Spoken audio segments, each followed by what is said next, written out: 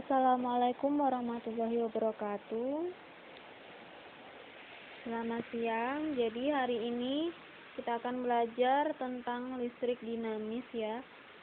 Sebelumnya minggu lalu Ibu minta kalian untuk menonton video untuk ilustrasi awal atau gambaran awal supaya kalian bisa paham apa yang dimaksud dengan arus dan teman-temannya ya, karena arus ini atau listrik ya, segala komponen yang terkait dengan listrik ini adalah benda yang abstrak. Jadi perlu media atau perlu pemahaman yang lebih supaya kalian tahu bagaimana cara kerja dari arus dan teman-temannya itu.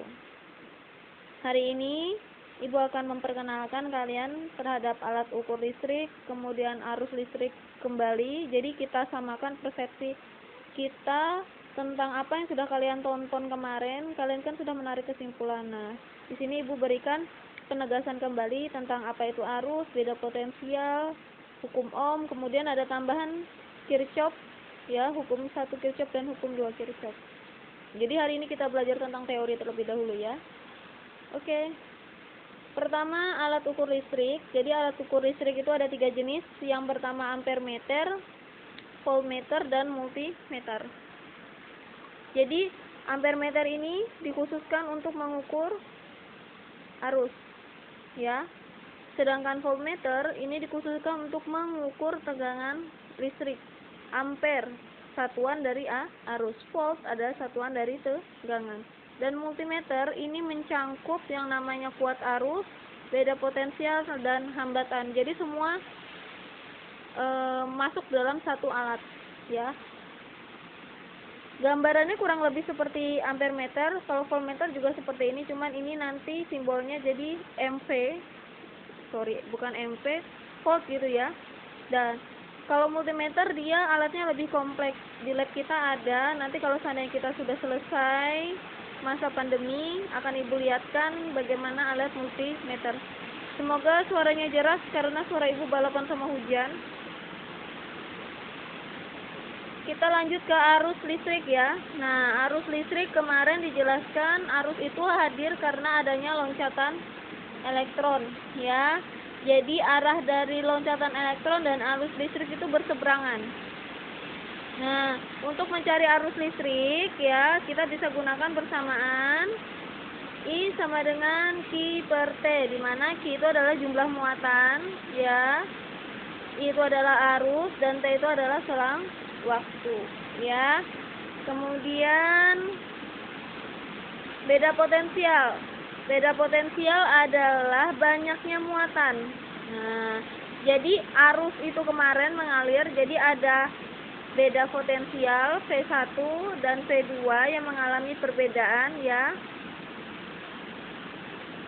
Mengalami perbedaan, jadi dari tegangan tinggi ke rendah itu mengalami perbedaan sehingga munculnya namanya arus ya.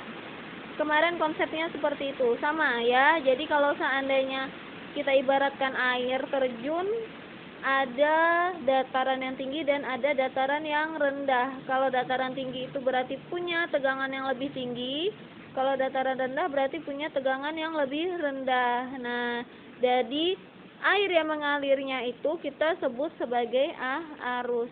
Nah, apabila ada bebatuan di tengah-tengahnya yang menghambat, itu kita sebut sebagai hambatan. Hambatan tersebut berfungsi untuk mengontrol bagaimana arus itu, karena pada dasarnya setiap alat elektronik yang kita gunakan tidak akan cukup mampu menampung arus yang begitu besar. Jadi arus yang keluar dari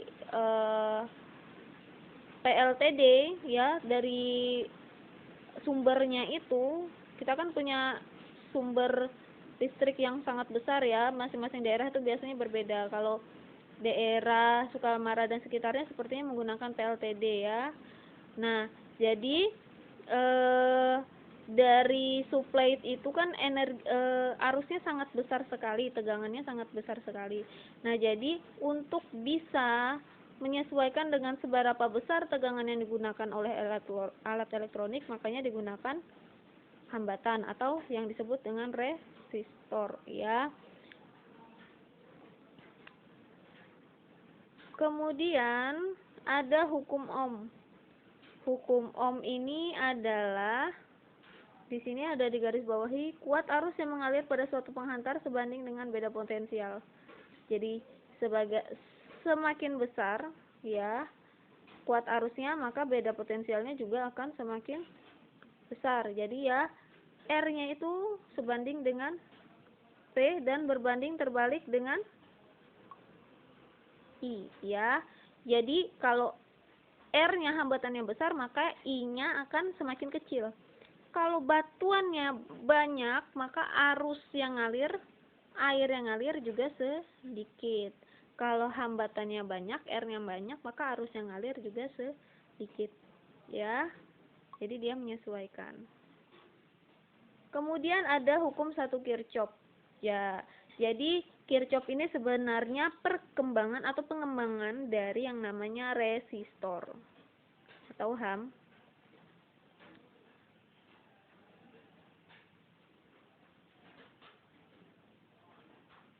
Tulisan ibu jelek nggak apa-apa ya. Jadi hukum Kirchhoff itu merupakan pengembangan dari hambatan. Jadi nanti kalian akan bertemu berbagai macam rangkaian seperti ini ya. Nah, nanti di sini ada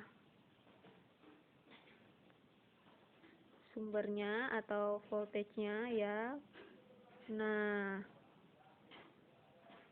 Bu, kalau seperti ini nanti cara ngerjainnya seperti apa? Nah, nanti akan kita perlahan satu persatu kita coba selami bagaimana cara untuk menentukan beda potensial, hambatan, kemudian tegangan pada rangkaian-rangkaian. Jadi ini adalah simbol dari hambatan ya. Ini tuh bisa kita anggap sebagai lampu. Kalau dalam kehidupan sekitar kita bisa kita anggap sebagai lampu. Kemudian charger HP kita, televisi, kulkas. Jadi itu semua adalah jenis-jenis hambatannya ya. Karena dia menyerap yang namanya arus dan pasti punya, setiap elektronik itu pasti punya namanya hambatan, kapasitor, itu pasti punya. Kapasitor itu adalah alat penyimpan energi listrik. Nanti akan kita bahas pada listrik statis ya. Sekarang kita bahas tentang bagaimana cara kerja hambatan itu sendiri dulu ya. Nah, jadi ini ibu hapus dulu, nanti bisa bikin bingung. Nah, jadi di sini hukum satu Kirchhoff berbunyi arus yang mengalir pada titik percabangan sama dengan arus yang keluar. Jadi I1 sama dengan I yang masuk, maksud ibu I yang masuk sama dengan I yang keluar. Jadi Kirchhoff 1 dan Kirchhoff 2 itu nanti akan saling bergantungan ya, satu sama lain. Sedangkan hukum 2 Kirchhoff itu adalah hukum Lop. Nah, bahwa jumlah perubahan potensial mengelilingi lintasan tertutup pada suatu rangkaian harus sama dengan 0. Jadi misalnya ada lintasan seperti ini ya. Nah, biasanya Kirchhoff itu terkenal seperti ini. Kemudian ini ada lagi, ini GGL-nya lagi, tegangannya lagi, kemudian ini hambatannya lagi. Nah, ini nanti ada lob 1, lob 2 ya. Nanti akan ibu jelaskan satu persatu. Nah, ini masuk dalam, kalau kalian ketemu soal yang seperti ini berarti masuk dalam hukum 2 Kirchhoff ya. Jadi ini adalah pengenalan awal tentang bagaimana listrik ya, listrik itu bekerja. Semoga apa yang kemarin kalian tonton dengan apa yang kalian simpulkan dan apa yang ibu sudah tegaskan sekarang sesuai. Kalau seandainya belum ada sesuai, silahkan diperbaiki catatannya ya. Kalau seandainya belum ada yang mencatat, silahkan dicatat ya. Hari ini tidak ada tugas, silahkan cukup kalian isi absen saja. Kemudian ini dicatat, ibu percaya pada kalian. Semoga kalian tahu bahwa ini memang penting untuk kalian, karena di masa pandemi ini kita harus saling tahu apa tugas kita masing-masing ya. Kalian kalau ingin berkembang silahkan ini dicatat tanpa harus ibu periksa terus-menerus. Semoga kalian sadar diri, tahu bagaimana tugas kalian di rumah gitu ya. Semoga apa yang ibu sampaikan bermanfaat. Kalau memang ada yang tidak jelas, bisa WA pribadi ibu asalkan sopan ya. Perkenalan, nama, pertanyaan apa, nanti akan Ibu respon ya kalau seandainya ada yang kurang jelas. Semoga bermanfaat. Assalamualaikum warahmatullahi wabarakatuh.